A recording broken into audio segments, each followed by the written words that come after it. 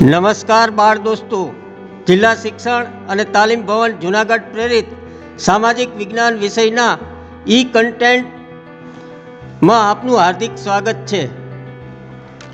બાળ મિત્રો, આજે આપણે સામાજિક વિજ્ઞાન વિષયના ધોરણ 7ના સેમેસ્ટર 2ના એકમ નંબર 7 ભક્તિયુગ, ધાર્મિક સમુદાયો અને વિચારકો પાઠનો અભ્યાસ કરીશું। ભક્તિયુગ, ધાર્મિક સમુદાયો અને વિચારકો એનો મુખ્ય હેતુ બાળમિત્રો કોઈ રાજસત્તા સામે રાજકીય લાભ મેળવવાનો ન હતો, પરંતુ તેનું મુખ્ય પ્રયોજન અજ્ઞાન, મિથ્યાચારો, દુઃખ અને યાતનાઓથી પીડિત લોકોને સાદો, સરળ અને ધર્મયુક્ત માર્ગ બતાવવાનો હતો। એ પછી આપણે જોશું તેનો ઉદ્ભવ અને વિકાસ કઈ રીતે થયો, મુખ્ય સંતો, તેમની વિચારધારાઓ, દક્ષિણ ભારતના સંતો, ઉત્તર ભારતના મહાન સંતો, મહારાષ્ટ્રમાં ભક્તિ આંદોલન, સૂફી આંદોલનની ચર્ચા કરીશું। ભક્તિ અને સૂફી આંદોલનની છેલ્લે સમાજ ઉપર કઈ રીતની અસરો થઈ તેની ચર્ચાઓ પણ કરીશું।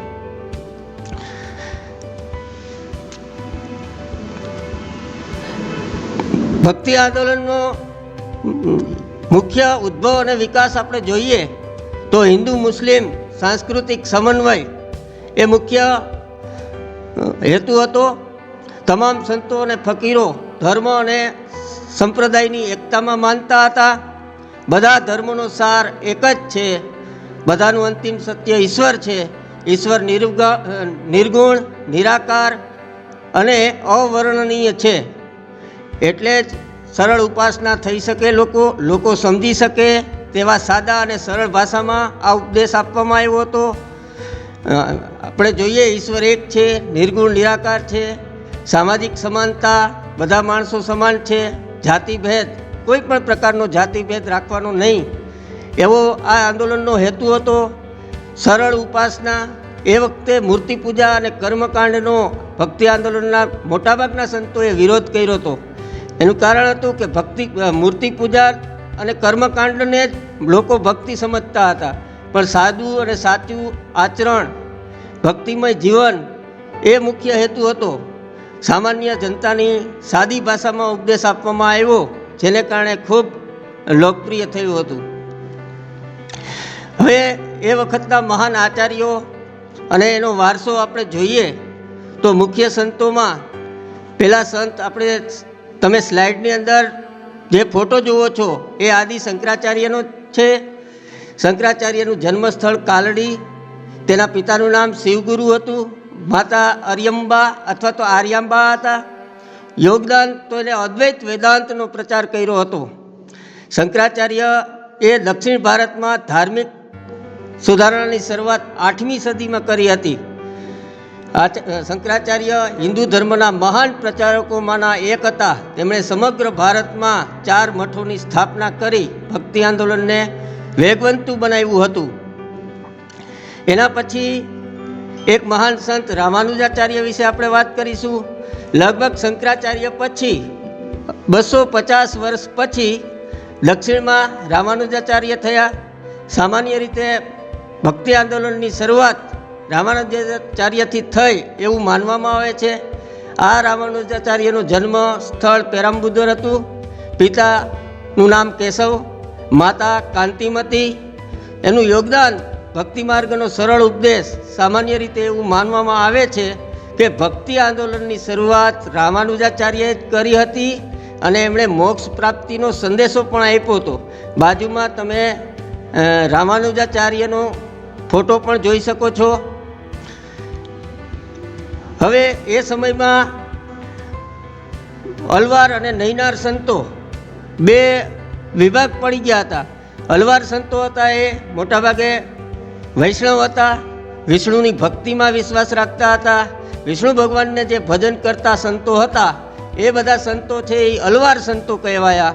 અને નૈનાર સંતો હતા એ શૈવ હતા, શિવની આરાધના કરતા હતા।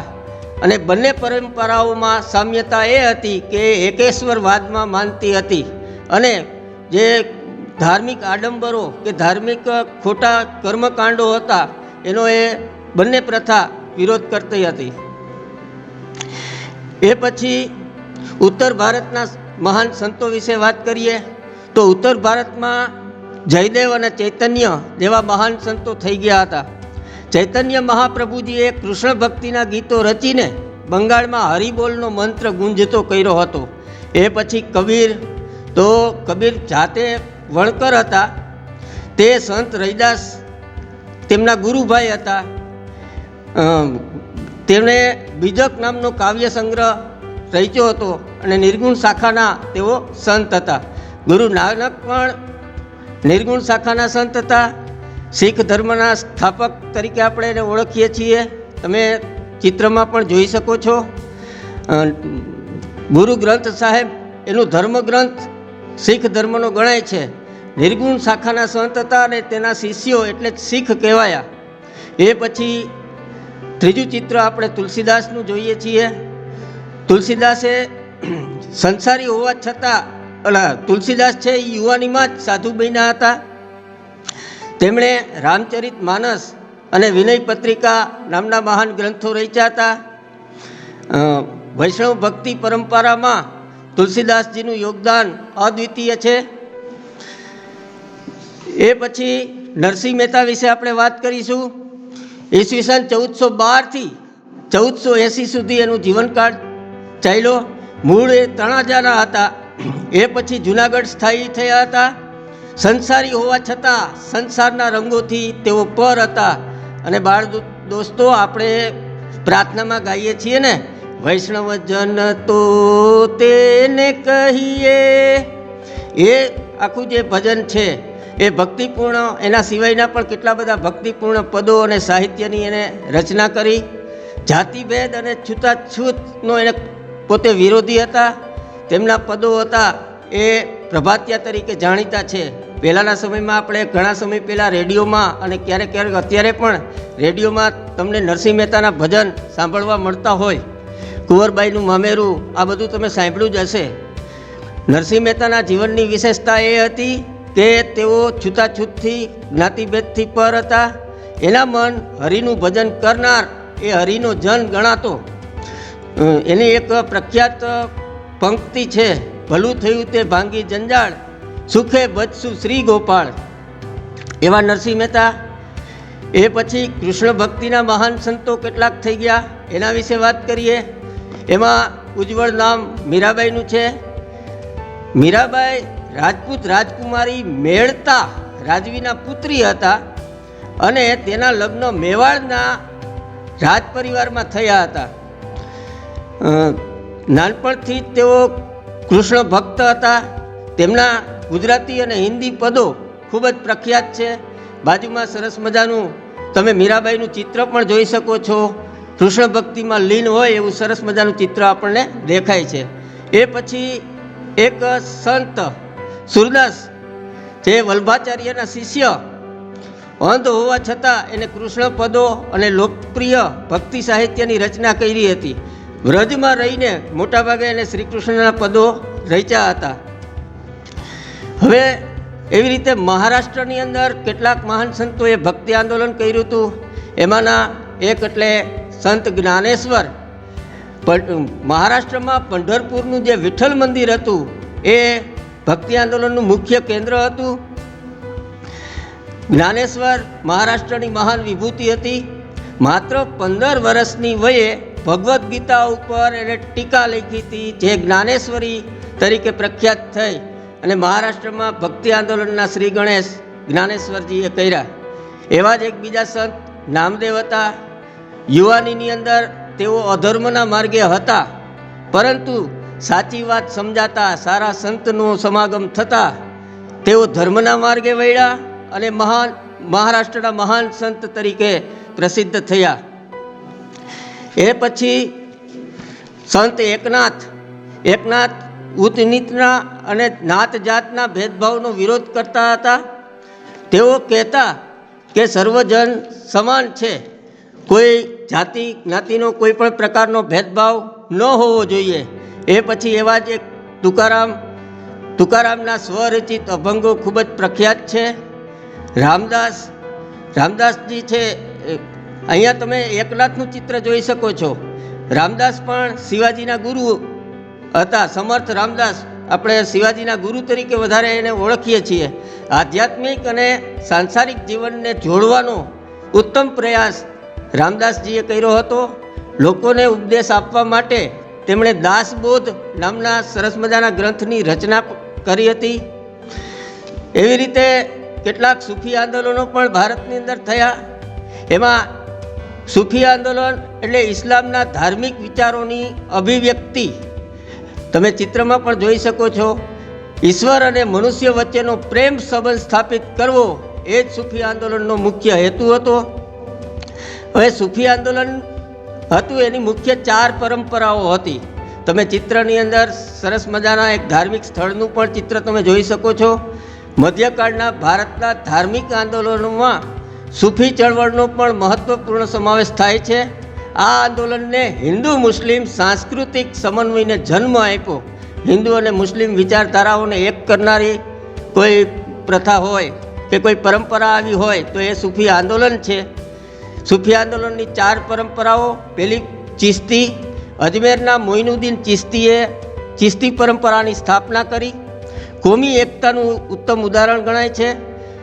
ચિશ્તી પરંપરાની અંદરના મુખ્ય સંતો કુતુબુદ્દીન બખતિયાર, બાબા ફરીદુદ્દીન ગંજ એ શકર, નિઝામુદ્દીન ઓલિયા, ખ્વાજા બકી બિલ્લાહ, શેખ અહમદ સરહિંદી. એવી રીતે બીજી પરંપરા સુહરાવર્દી. બગદાદના સિયાબુદ્દીન સુહરાવર્દી દ્વારા એની સ્થાપના કરવામાં આવી હતી. કાદરી પરંપરા. એના મુખ્ય સંત શાહ અબ્દુલ લતીફ ભિટાઈ. અને છેલ્લી નક્શબંધી શેખ અહમદ સરહિંદી. એની પરંપરા સૂફી આંદોલનની નક્શબંધી હતી. આ બધા લોકોએ પણ ઈશ્વર અને મનુષ્ય વચ્ચે પ્રેમ સંબંધ સ્થાપિત કરવાનું કાર્ય કર્યું હતું. હવે ભક્તિ અને સૂફી આંદોલનો વિશે આપણે ચર્ચા કરી. એની સમાજ ઉપર કઈ રીતની અસર થઈ તો કે ભાઈ સામાજિક પરિવર્તન આવ્યું.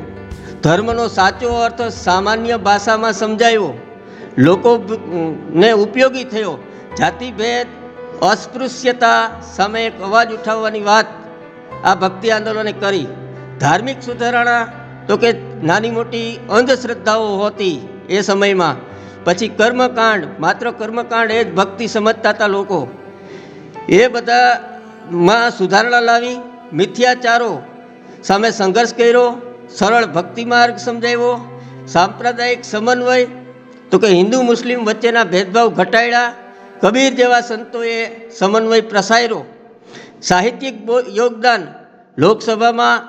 લોકભાષામાં સાહિત્ય રચના, ભક્તિ અને સૂફી સાહિત્યનો આ આંદોલનોથી વિકાસ થયો. ખૂબ મજા પડીને બાળ દોસ્તો. આપણે ભક્તિ અને સૂફી આંદોલન વિશે ખૂબ સરસ માહિતી મેળવી. હવે આપણે આ મેળવેલ જ્ઞાનને ચકાસવા માટે થોડાક પ્રશ્નો અને તેના ઉત્તરો મેળવીએ. તો બધા તૈયાર છો ને? ચાલો જોઈએ. પ્રશ્ન 1. મધ્યકાલીન સંતોએ શા માટે સંસ્કૃતને બદલે લોક ભાષામાં ઉપદેશ આપ્યા?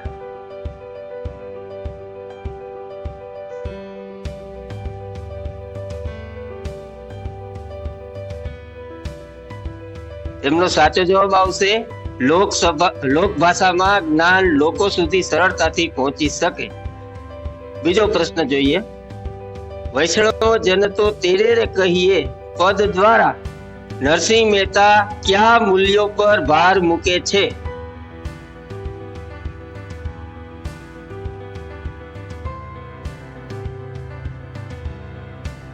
તેમનો સાચો જવાબ આવશે બી, પરોપકાર અને માનવતા પર. નેક્સ્ટ પ્રશ્ન 3. શીખ ધર્મના પવિત્ર ગ્રંથ ગુરુ ગ્રંથ સાહિબ કયા હિન્દુ સંતના પદોનો સમાવેશ થયેલ છે?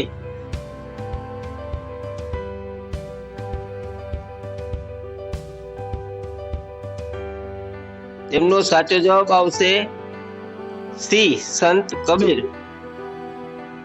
નેક્સ્ટ શંકરાચાર્ય અને રામાનુજાચાર્ય વચ્ચે કઈ બાબતે તફાવત હતો?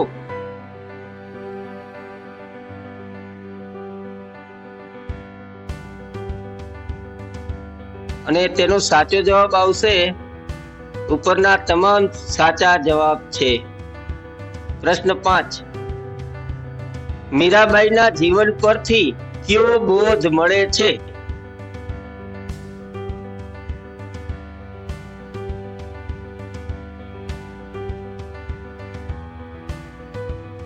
તેનો સાચો જવાબ આવશે બી, ભક્તિ માટે સાંસારિક સુખનો ત્યાગ કરી શકાય. પ્રશ્ન 6, સૂફી આંદોલનની ચિશ્તી પરંપરાએ ભારતમાં શું કાર્ય કર્યું?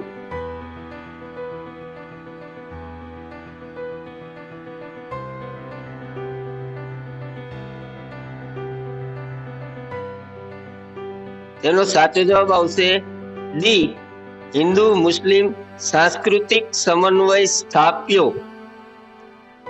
નેક્સ્ટ, કબીરની વિચારધારા મુજબ સાચો ધર્મ શું છે?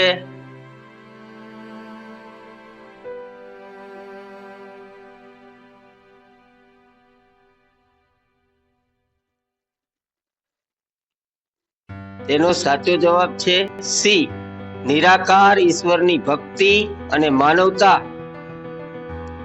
નેક્સ્ટ, જ્ઞાનેશ્વરી ગ્રંથ શા માટે મહત્વનો ગણાય છે?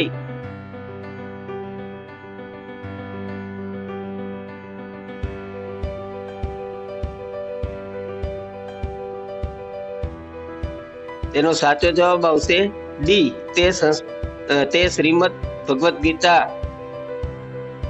ની મરાઠીમાં સરળ ટીકા છે. પ્રશ્ન 9, ગુરુ નાનકના મતે ઈશ્વરનું સ્વરૂપ કેવું છે?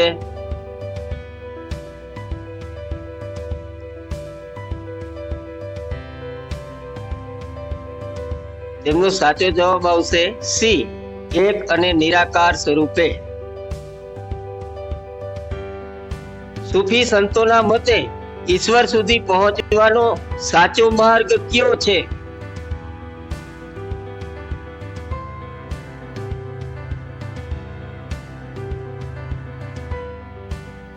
તેમનો સાચો જવાબ આવશે બી, પ્રેમ અને માનવતાની સેવા. તો બાળ દોસ્તો, આપણે મેળવેલા જ્ઞાનને પ્રશ્નોત્તરી દ્વારા ચકાઈશું. તમે સારામાં સારા જવાબ આપ્યા હશે. સૌ મિત્રોને અભિનંદન, ધન્યવાદ.